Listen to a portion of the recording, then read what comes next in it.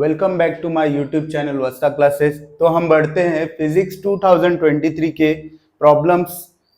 Question number 8 को देखते हैं। क्वेश्चन नंबर 7 तक ऑलरेडी प्रीवियस वीडियो में कवर हुआ है। क्वेश्चन नंबर 8 की तरफ बढ़ते वक्त पहले क्वेश्चन नंबर 8 को पढ़ो। Calculate the current flowing through two long parallel wires. Parallel wires मतलब दो वायर्स तुम्हारे पैरेलली कनेक्ट है, दो वायर्स तुम्हारे पैरेलली कनेक्ट है, कैरिंग इक्वल करंट, यानी इन दोनों का जो करंट प्रेजेंट है, फर्स्ट वायर को कंसीडर करते हैं I1, सेकेंड वायर को कंसीडर करते हैं I2। दोनों करंट्स तुम्हारे इक्वल है। क्वेश्चन को सबसे पहले समझो, उसके बाद and separated by distance 1.35 centimetre. मतलब ये wire 1, wire 2 separated by distance, मतलब इन दोनों के बीच का डिस्टेंस 1.35 सेंटीमीटर है। Experiencing a force per unit length is 4.76 into 10⁻⁻²। यानी इन दोनों वायर के बीच में जो फोर्सेस प्रेजेंट है वो है force upon length is equal to, force पर लेंथ मतलब होता है F upon L, 4.76 into 10⁻⁻² newton metre. तो इस तरह से तुम्हारा पूरा गिवन मिल चुका है। गिवन मिलने के बाद सबसे पहले हम पहुंचते हैं फॉर्मूला की तरफ। फॉर्मूला हमारा होता है F upon L is equal to μ0 upon 2 pi I1 I2 upon D। तो सब वैल्यूज को हम फॉर्मूले में पुट करेंगे। तो F अपॉन L की वैल्यू है 4.76 इंटू 10⁻⁻²। μ0 की वैल्यू होती है, μ0 इज कांस्टेंट। तुम्हारे क्वेश्चन पेपर के हेडिंग्स में प्रेजेंट होते हैं μ0 परमिबिलिटी की वैल्यू 4 पाई इंटू 10⁻⁻7। वैल्यू तुम्हारी पेपर में प्रेजेंट होती है, गिवन दी हुई होती है इंस्ट्रक्शन सेट्स में। उसके बाद I1 और I2 दोनों सेम होने की वजह से हम उसे कंसीडर करते हैं I। तो इधर मैं कंसीडर करूंगा I into I upon distance हमारा सेंटीमीटर में प्रेजेंट है। अगर देखेंगे तो फोर्स पर लेंथ प्रेजेंट है तुम्हारी मीटर में, तो या तो तुम्हें इसे सेंटीमीटर में कन्वर्ट करना पड़ेगा, या तो डिस्टेंस को तुम्हें मीटर में कन्वर्ट करना पड़ेगा। तो मीटर में कन्वर्ट करने के लिए इसे डिवाइड बाय 100 करेंगे, तो हमारा आंसर आएगा 1.35। 100 ऊपर जाने पे होगा 10⁻⁻² मीटर। तो तुम्हारी डिस्टेंस की वैल्यू यहां पुट होगी 1.35 इंटू 10⁻⁻² मीटर। उसके बाद हमें वैल्यूज चाहिए सिर्फ करंट की। फाइंड क्या करना है? Calculate the current flowing through, मतलब सिर्फ करंट फाइंड करना है। तो हम करंट को लेफ्ट हैंड साइड में रखेंगे और बाकी सब चीजों को राइट हैंड साइड में लेके जाएंगे। तो 2 पाई जाएगा मल्टीप्लाई में, 4 पाई इंटू 10⁻⁻7 जाएगा डिवाइड में, और ये वैल्यू जाएगी मल्टीप्लाई में। तो हमारा फाइनल कुछ आंसर इस तरह दिखेगा, I into I square. I का हमारा आंसर आएगा 56.68 एम्पियर। यहां तुम्हारा I1 is equal to I2 है, मतलब I1 का आंसर आएगा 56.68 एम्पियर और I2 का आंसर आएगा 56.68 एम्पियर। यहां तुम्हारा क्वेश्चन नंबर 8 खत्म होता है। एक बार देख लो, फिर हम आगे जाते हैं। तो बढ़ते हैं हम क्वेश्चन नंबर 9 की तरफ। An alternating voltage given by V is equal to 140 sine 314t। तो सबसे पहले वोल्टेज होता है alternating V0 sine omega t। तो बाय कंपैरिजन तुम्हें क्या मिलेगा? V0 और ओमेगा मतलब angular frequency is connected across a pure resistor 50 ohm, मतलब तुम्हें R की वैल्यू यहां मिलती है, रेजिस्टर की वैल्यू। इस तरीके से हमें तीनों वैल्यूज मिलने के बाद फाइंड क्या करना है वो सबसे पहले देखो, the frequency of the source. तो फ्रीक्वेंसी फाइंड करनी है, तो ओमेगा इज इक्वल टू हमारा है 314। तो फर्स्ट कैलकुलेशन हम करेंगे, ओमेगा इज इक्वल टू 314 है, तो ओमेगा का फॉर्मूला होता है 2 पाई एफ इज इक्वल टू 314। तो f इज इक्वल टू आएगा 2 पाई, यहां डिवाइड में जाने पे 314 अपॉन 2 पाई। तो फ्रीक्वेंसी का हमारा आंसर आएगा 50 हर्ट्ज। तो ये फर्स्ट पार्ट हमारा यहां सॉल्व होता है। सेकेंड पार्ट की तरफ जाते हैं। सेकेंड पार्ट हमारा है द आरएमएस। आरएमएस मतलब होता है रूट मीन स्क्वायर वैल्यू। किसी भी वैल्यू का 70% मतलब होता है root mean square value. RMS value of current is through the resistor. हमें फाइंड करना है रूट मीन स्क्वायर वैल्यू। देखो कैसे सॉल्व करते हैं। सबसे पहले वी आरएमएस हम निकालेंगे। V RMS is equal to हमारा एक्चुअल वोल्टेज अपॉन रूट 2 करने पे हमें 70% वैल्यू मिलेंगी। तो V वोल्ट हमारा है 140 अपॉन रूट 2। इस तरीके से हमें VRMS मिलेगा जो 98.99 वोल्ट। यह हमारा VRMS आने पे उसके बाद हम IRMS निकालेंगे। ओहम्स लॉ हमारा होता है वोल्टेज अपॉन रेजिस्टर। तो VRMS लेंगे क्योंकि हमें IRMS निकालना है। याद रखो नॉर्मल करंट के लिए हम वोल्टेज लेंगे, वोल्टेज अपॉन रेजिस्टर, लेकिन RMS वैल्यू अगर निकालनी है तो VRMS अपॉन IRMS लेंगे।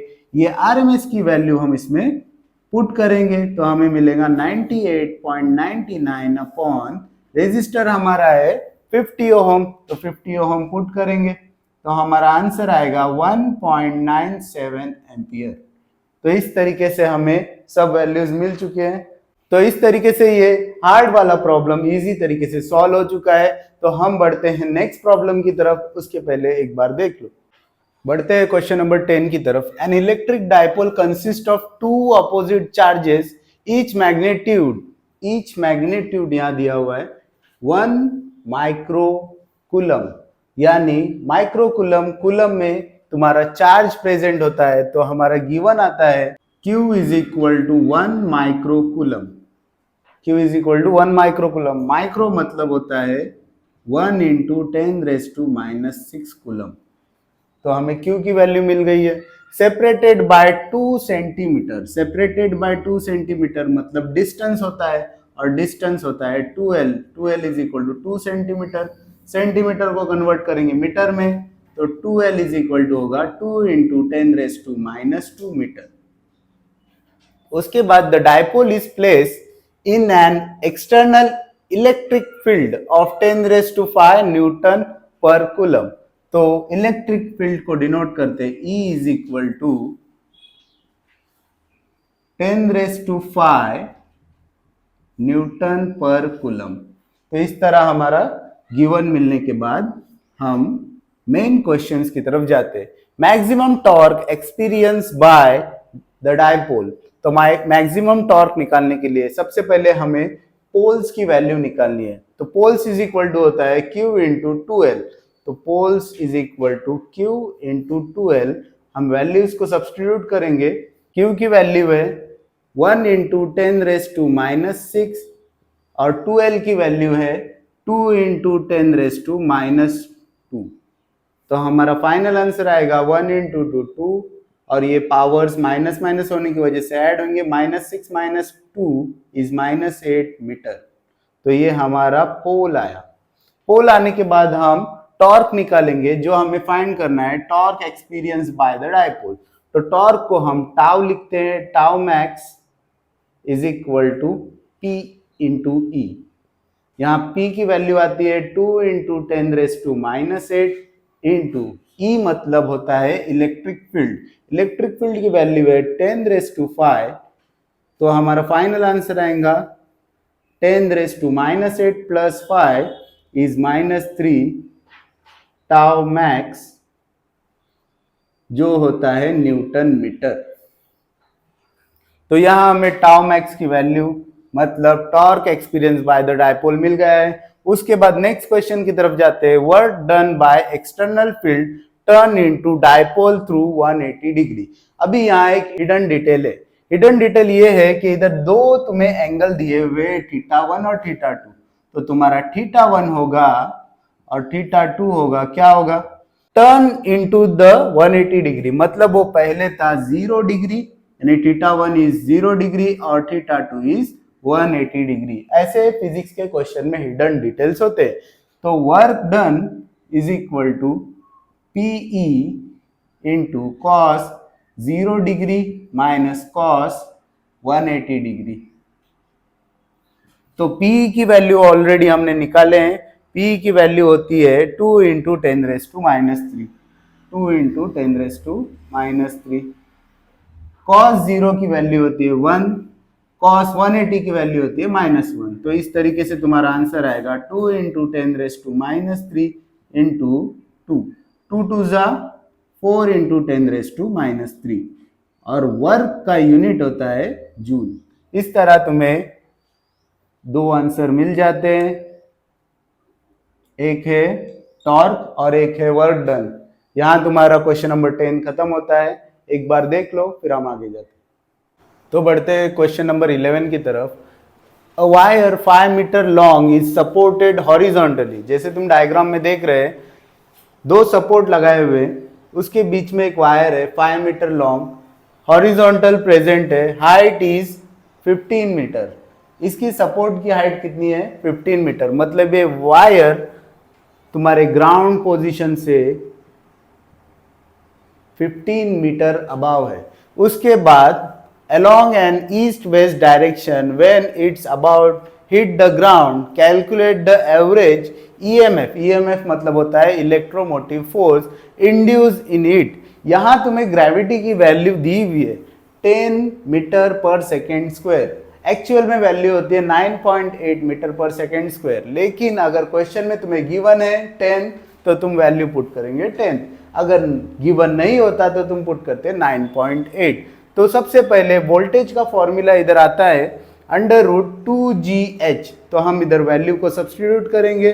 2 इंटू ग्रेविटी हमारी है 10 इंटू हाइट कितनी है 15 मीटर, तो हमारा आंसर आएगा 17.32 मीटर पर सेकेंड। उसके बाद ये हमारा वोल्टेज मिला, हमें निकालना है इलेक्ट्रोमोटिव फोर्स, मतलब उसका फॉर्मूला है E is equal to B into L into V।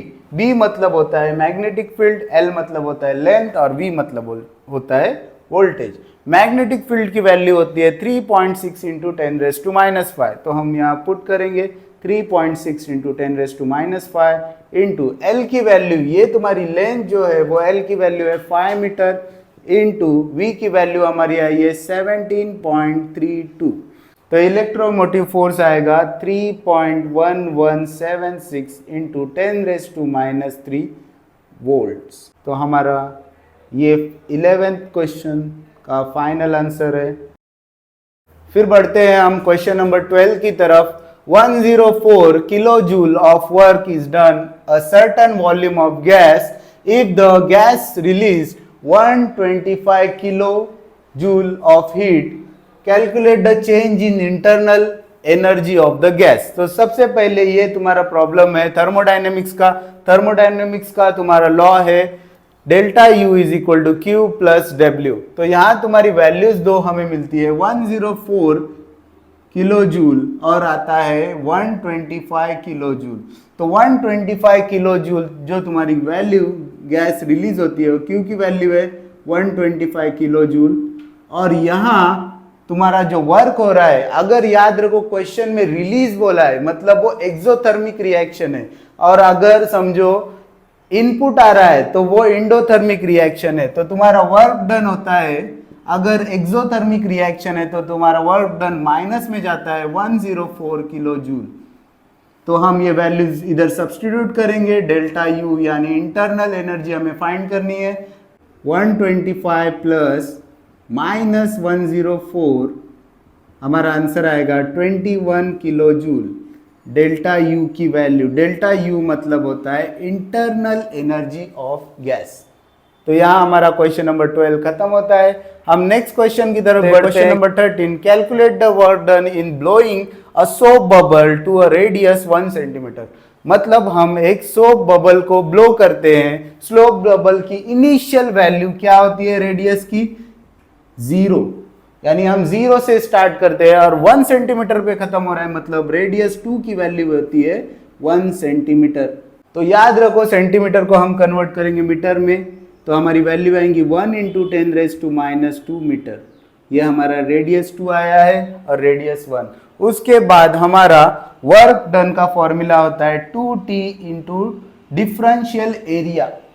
तो स्फीयर का एरिया होता है, स्फीयर का एरिया क्या होता है? 4πr², लेकिन ये डिफरेंशियल एरिया है तो 4π final value minus initial value. Final value क्या है? r2 bracket square minus r1 bracket square is equal to, अभी टेंशन की वैल्यू हमारे क्वेश्चन में प्रेजेंट है 2 इंटू 2.5 इंटू 10⁻² इंटू 4π 10⁻² का ब्रैकेट स्क्वायर माइनस 0। तो हमारा फाइनल आंसर कुछ इस तरह दिखेगा, W is equal to 2 into 2.5 into 10⁻² into 4π into 10⁻² का स्क्वायर क्या आएगा? 10⁻² का स्क्वायर आएगा 10⁻⁴। 6.283 इंटू 10⁻⁵ और वर्क डन हमारा होता है जूल में। तो इस तरह हमें फाइनल वर्क डन का आंसर मिलेगा। यहाँ हमारे ये 3 क्वेश्चन खत्म होते हैं, एक बार देख लो फिर हम फाइनल क्वेश्चन की तरफ जाते हैं। तो बढ़ते हैं हम इस पेपर का लास्ट प्रॉब्लम क्वेश्चन नंबर 14 की तरफ। In a biprism experiment the fringe are observed in a focal plane of the eyepiece of distance 1.2 metre. तो ये तुम्हारा डिस्टेंस होता है capital D is equal to 1.2 metre, जो होता है 120 सेंटीमीटर। ठीक है, उसके बाद from the slit the distance between central bright and 20th bright is 0.4 centimetre. 28 bright मतलब तुम्हारी n की वैल्यू 20 होती है, x20 इज इक्वल टू दिया हुआ है 0.4 सेंटीमीटर। अगर हम इसे मीटर में कन्वर्ट करेंगे तो हमारी वैल्यू आएंगी 0.4 इंटू 10⁻² मीटर।